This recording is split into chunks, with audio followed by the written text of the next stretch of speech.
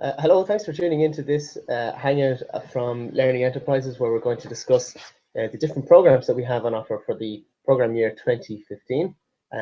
If you haven't watched part one, the part one video, then you might be interested in that. In that video, we focus on who we are, a little bit about the background of Learning Enterprises, what exactly we do, and we focus a lot on the application process and the common characteristics of all the different programs that we have.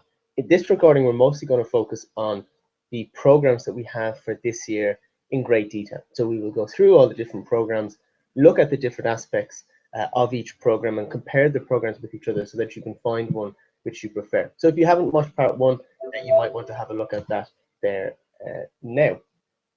So we'll as I say, we'll literally just go through the different programs, we'll break them down by region, and this is a good way of deciding which program, if you decided to apply for LE, this is a good recording for deciding which program specifically you would actually like to do. So we'll start off with our American programs, and we have two. The first is in Panama, and then we'll look at the Brazil program. So if you haven't looked at part one, there's an explanation that needs to be given at this point. In Learning Enterprises, we have three different types of programs. The first is a developed program, and Panama is an example of a developed program. And what this means is that the program has been in existence, generally means it has been in existence for a considerable amount of time, and it fulfills all the criteria that we have for a program. So it's developed, everything that we expect from a program is there, and it's a good program to apply for. The other two types of programs are transitioning programs and pilot programs. A transitioning program is one which is lacking in one or two aspects of an LE program. And so it's on the point of moving towards becoming a developed program, but it's still missing something, and so it's not quite a developed program just yet. And then finally, a pilot program is one that is in its first year or second year of foundation. So it's only just starting off, and it's a new program, and it's all new, and we're breaking new ground with that program. So just to be aware of those three distinctions. Panama, however, is an example of a developed program. It's been around for a long time, and it ticks all the boxes that we have for a Learning Enterprises program. The dates for this program this year are from the 10th of June to the 4th of August. So it's one of our longer programs as well. They're looking for 10 volunteers. But there is also a language requirement that you need to be aware of. You will need to have intermediate level Spanish to apply. If you don't have intermediate level Spanish, then I would advise that you don't apply for this program, because you won't be considered unless you have the sufficient language abilities to take part. And you will be tested on that in your interview. And if you happen to have any certificates which can attest to your level of language, do let us know about them as well. So it's a village setting. This program takes place in rural Los Santos, and the living conditions are quite basic, but it's a very cheap cost of living. There's a favorable exchange rate to the dollar, and food and materials are cheap as well. So it's not an expensive program, and furthermore, if you're flying from the US, the flights won't be particularly expensive either, though obviously they are more expensive if you're flying from Europe. There's no visa requirement for US citizens, so that's another benefit of the program. And some other details which aren't mentioned on the slide here. Orientation takes place in Panama City. So while you will spend most of your time teaching in the Los Santos region, which is 4 hours away from the capital city, orientation is in the capital. It's also worth bearing in mind, Panama, it's a very Americanized culture. It's not that much of a culture shock from what you would experience if you're resident in the US. So that's something to bear in mind. If you're looking for more of a complete change for your summer, then maybe Panama wouldn't be the program for you. Schools vary in size, and you could be paired up with a teacher, or you could be on your own. And it really will depend on the school that you will be placed in. And then the final point that we've been told to mention is that midpoint break is on a beach. So if you're looking forward to spending the halfway point of the program on a beach, then Panama would also be an option there. But overall, it's a really exciting program, and a particularly good program if you are speaking Spanish or learning Spanish and would like to have the opportunity to improve your Spanish, because it's obviously a Spanish-speaking country and there is that language requirement. Brazil is an example of a transitioning program. And so it's lacking one or more of the qualities of an LE program, but it is on the way to becoming a developed program. And it was founded a couple of years ago, not that long ago. So it's still transitioning, is the phrase that we would use. The dates here are the 1st of June to the 9th of July. So it's not a particularly long program.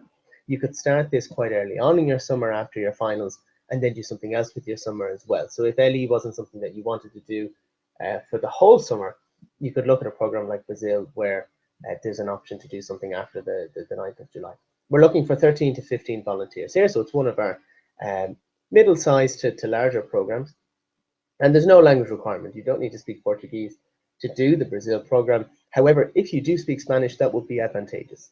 Being able to speak Spanish in Brazil is useful and is something that will be looked on favorably in an application. The village setting is, well, it's not in a village, it's in a small city. So that's where you would be. It's one of the more urban programs. The living conditions are basic to modern. They're what you would, they're nothing particularly incredible, but they're certainly not. They're certainly very manageable, and the duration there is pretty obvious. We've already given the dates. In terms of other details to be aware of with Brazil, the program is situated in the south of Brazil, near Sao Paulo.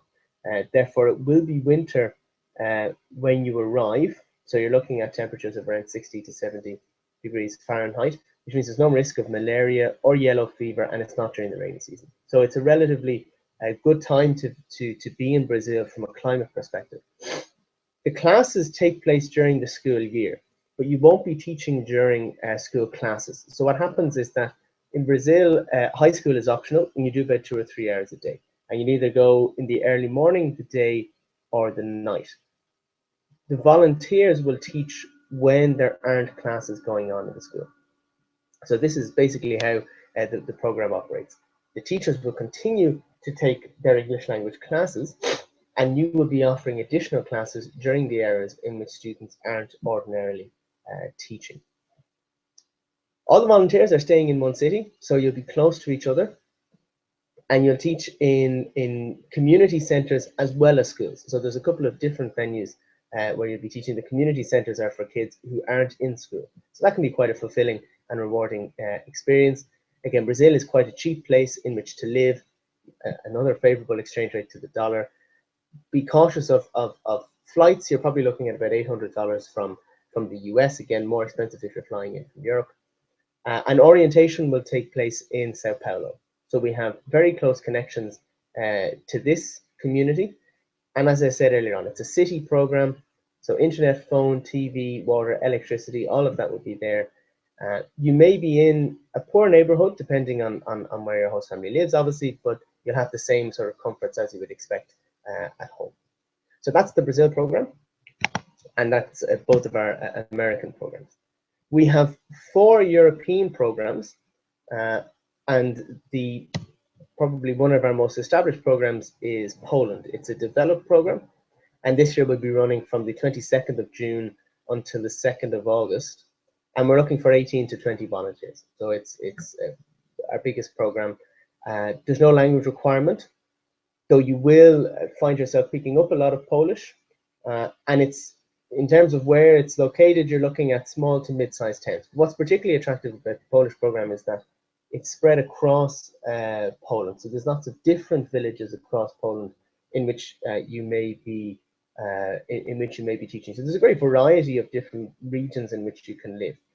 The living conditions are obviously modern. This is a developed European Union country. And there's no visa requirement for US or EU citizens. Other information that's worth knowing about Poland, as I say, it is one of our most established programs. And because there's so many different regions, that means that there's lots of different diversity, lots of different types of food, and it's a very different experience in all the different parts of Poland. As well as that, there's lots of diverse teaching situations. So you could be teaching in a school, you could be in a community center, you could be working in a summer camp, and you'd be working across a range of ages as well. So you need to be flexible. You need to be willing and able to work with different types of children in different types of settings with different ages as well. And that's the Polish program. Next then is Hungary and Slovakia. This is our first ever program. It's our most established program, and it will be running from the 16th of June to the 3rd of August. And it's the first established learning enterprises program, as I've already mentioned. The number of volunteers, you're looking at 12 to 14. Again, there's no language requirement. You'll be in small rural towns, and the living conditions, again, are modern. The way this program works is that you spend half of your time in Hungary and the other half in Slovakia. And again, no visa requirement for US or EU citizens. This program is in particular looking for flexible volunteers. So you'll probably be the only volunteer in your village, and you could be some distance from another volunteer. So you'll need to be able to go with the flow, and you'll need to be independent and capable of living on your own as well. And something to be aware of is that you will probably need to be able to deal with quite large classes as well, and any type of situation could be thrown at you. So again, flexibility is of the order here. So if you're looking for a European program where flexibility and independence is required, and where you would be very much immersed amongst locals and maybe won't have as much contact with other volunteers, then Hungary and Slovakia is definitely an option there.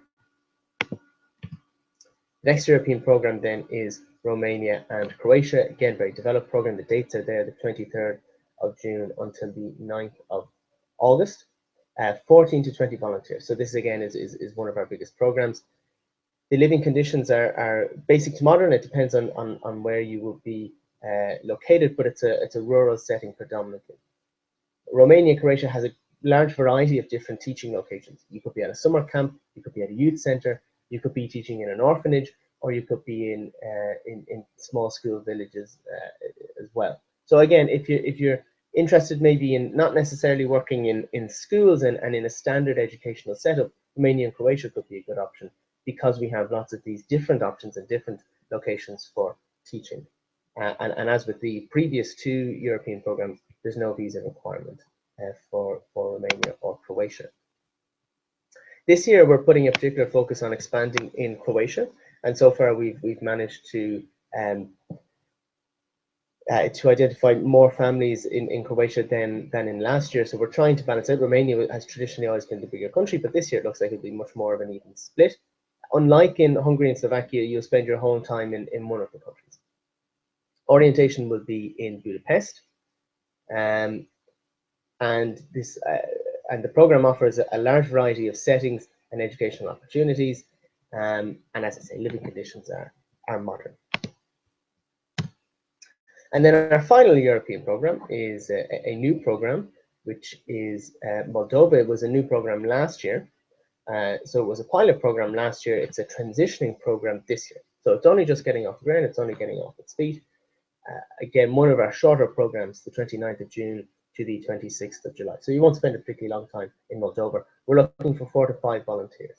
So usually when a program is starting off, we don't look for as many volunteers, because it just makes it easier for us to manage the program, the less volunteers that there are. So if you're interested in taking on an adventure and taking on a bit of a challenge, and also in breaking new ground and in making LE history, then Moldova is a really, really exciting program. The volunteers that we had there last year had a phenomenally good time. The families are overwhelmed to receive LE volunteers, because it's in many instances the first time that they've had volunteers in their community. So it's a really welcoming community, and it's a country which really, really opens its arms to LE volunteers. There's no language requirement. The village setting is rural. Living conditions can be quite basic. This is a country which is outside of the European Union, and we're looking in particular for volunteers who have leadership potential.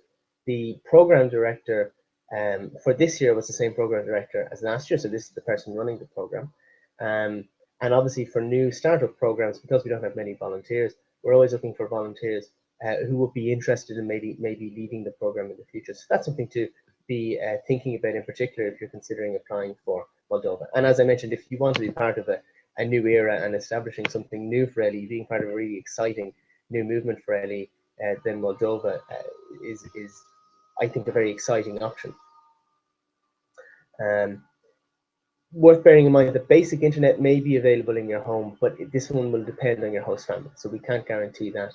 And also something to bear in mind, not many people speak English. So while this is an issue in a lot of our programs, it's a particular issue in Moldova, where there aren't many English speakers. If you happen to have a Russian language background by any chance, Moldova could be a very good program for you, because there are lots of Russian speakers in Moldova. So if you do have some competency in Russian, do mention this during your application, and maybe consider Moldova, because you will certainly find an opportunity to use it there. So we have one African program, which is the island of Mauritius. Again, this is a developed program in a idyllic island, which is geographically smaller than Rhode Island. So we're talking about a very, very small country here in geographical terms. The dates are the 12th of July to the 17th of August, looking for 12 to 14 volunteers. This is our only other program which has a language requirement, and you are required to be able to speak intermediate French. You could be in a rural setting, an urban setting, or a suburban setting, because we are spread out across the island, and because it's so small, you can easily be moving from different types of settings. So there's a great variety of settings here. The living conditions are modern. And it's worth bearing in mind that you'd be required to do a village service project. So some of our programs require that beyond teaching in the classroom, you also work on some sort of a project which will have a lasting impact on the local community, something that you can do during your time there, but which when you leave your country will remain. And usually the feedback that we get on the service project is that volunteers really, really enjoy doing them. They find them very, very rewarding work, and you can integrate them into your classes as well. So that's something to bear in mind, and if you're interested in, you will consider Mauritius and some other programs as well, and we'll see them later on. We're usually in 4 villages in Mauritius. Potentially there may be more this year.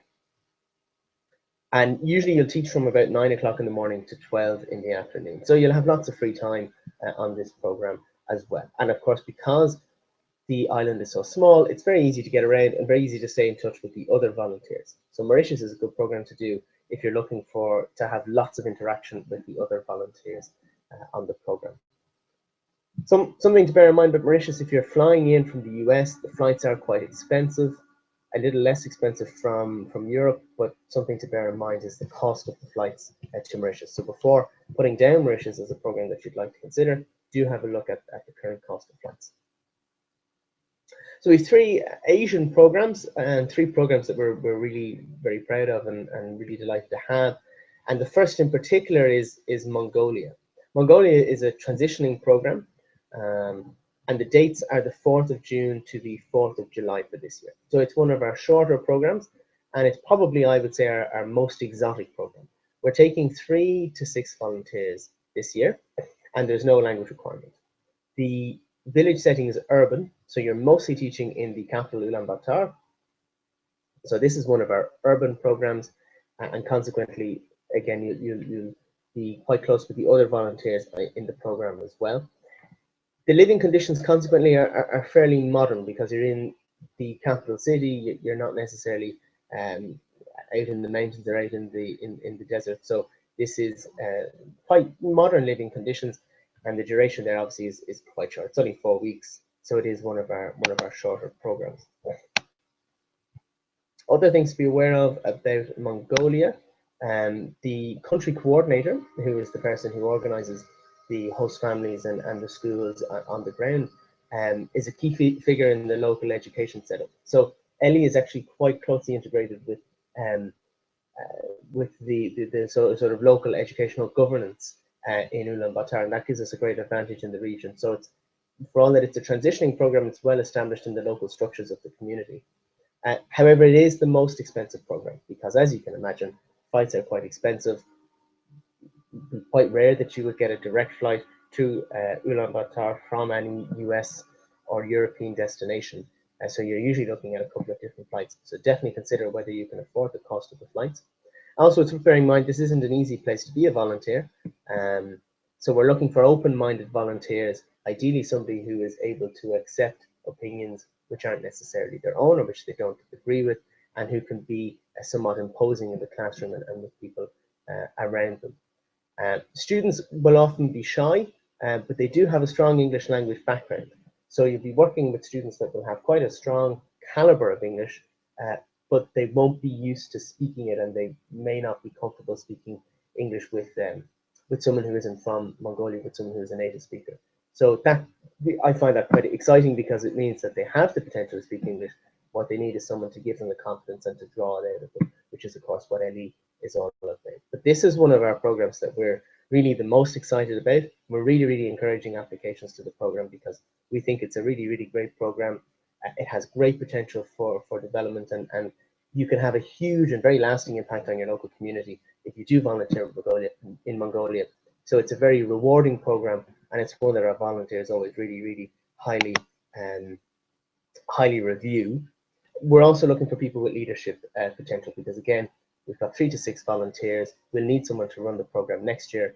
So if you're interested in maybe going back to Mongolia, or interested in leading the program, and if you have leadership abilities and that would be something that would interest you, then again, Mongolia definitely a program to look at.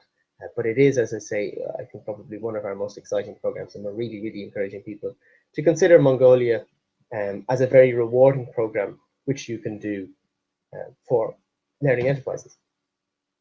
And then just next door is China. China is one of our developed programs, and it will be running from the 6th of July to the 8th of August. We're looking for 18 to 20 volunteers. So it's one of our largest programs. We have no language requirement. It's a village setting, and the villages are in rural areas. So bear that in mind. You're not in cities with this program. Consequently, the living conditions can be very basic. So this is something to bear in mind. You're not going to be teaching in Beijing or one of the big cities. It's very much back to basics with this program. And one of the unique aspects about the Chinese program, and this I think may be very appealing to a number of volunteers, maybe not so sure about teaching on their own, is that you will teach and also live with a Chinese teaching partner. So the way this works is that you'll be sort of connected with a teaching partner who will speak English and who will live with you during your time there. And this is done because of the language barrier seems to be quite significant. So you're paired up with the university language student. And this is great when you're teaching in the classroom, because there's 2 of you there, and that can make controlling the classroom and coming up with lesson plans a little bit easier. But it's also quite helpful in terms of living with your host family as well, because they can help with translating, and they can help with helping you to make yourself understood with your host family. So this is it's unique to this program, but it's something that I think a lot of volunteers who maybe would like to go to one of our Asian programs and one of our culturally more different programs, but would be maybe a little bit worried about how they'll get on with their host family and how they'll deal with the language barrier and how they'll teach a class of students who don't really speak English, and if you don't speak Chinese.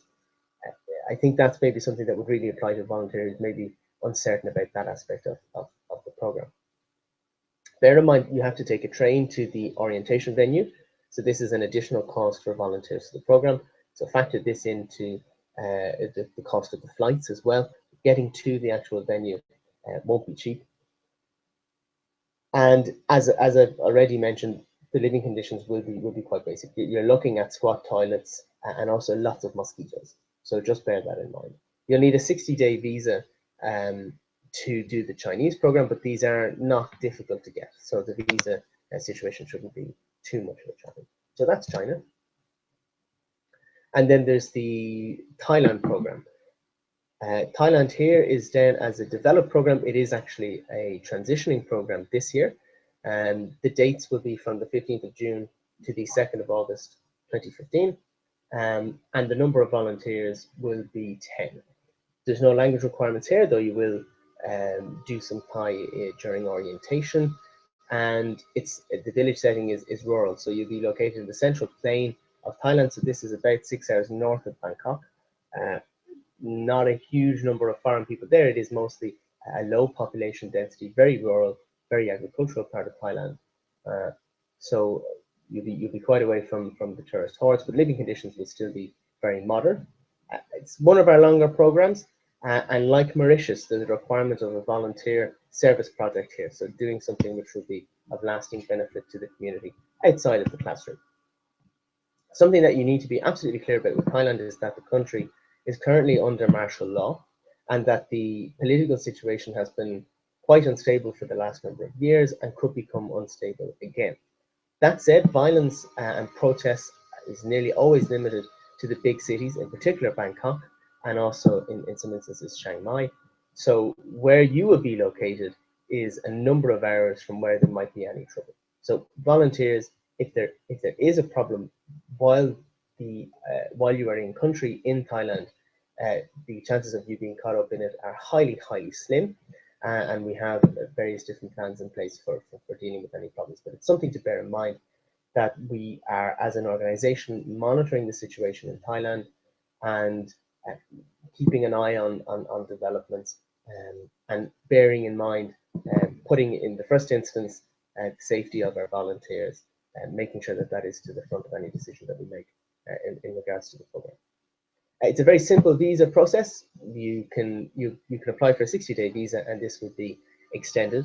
The schools run throughout the summer, so you'll be teaching during the academic year, and so consequently that means that sometimes the volunteers don't quite own the classroom as they would like, but this entirely depends on the school. Different volunteers have very different experiences. Living conditions vary, though they're usually good. Most houses will have internet access, so this is not a guarantee, and you'll need to drink bottled water there for most of the time. If you drink the tap water, it won't sit well with your system. Costs are very low once you get there, and host families in Thailand in particular can go over the top in trying to cover the cost of you being there. So generally your cost will be very low. But again, bear in mind the flights, not too bad coming from Europe, but coming from a US destination, it will be one of the more expensive programs to fly to.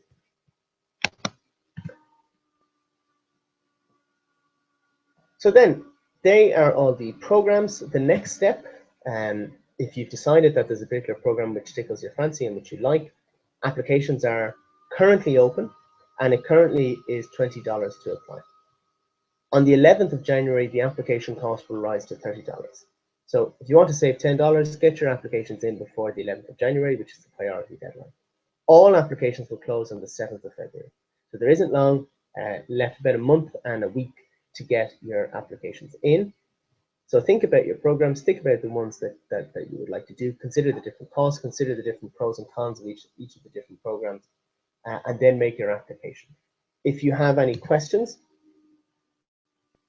about the application process, some of the information is here. So when you go onto the page to apply, you pay the application fee up front, and then you're taken through to the very short application form, which you can fill out in about 10 minutes.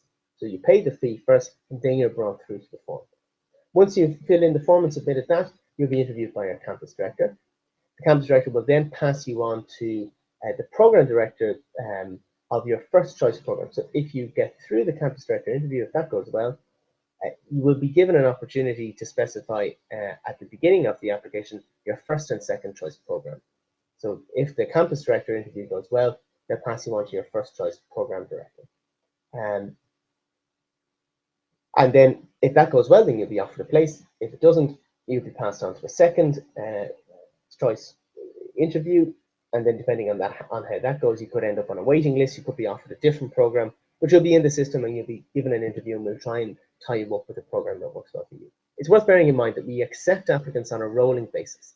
So the sooner you apply, the better. We won't wait until a particular date to offer places. And if you leave it too late, some of our programs may be full. So apply as early as possible and make sure that you get your place. If you have any questions, you can check us out on our website, or you can email the campus director for your campus or for your region.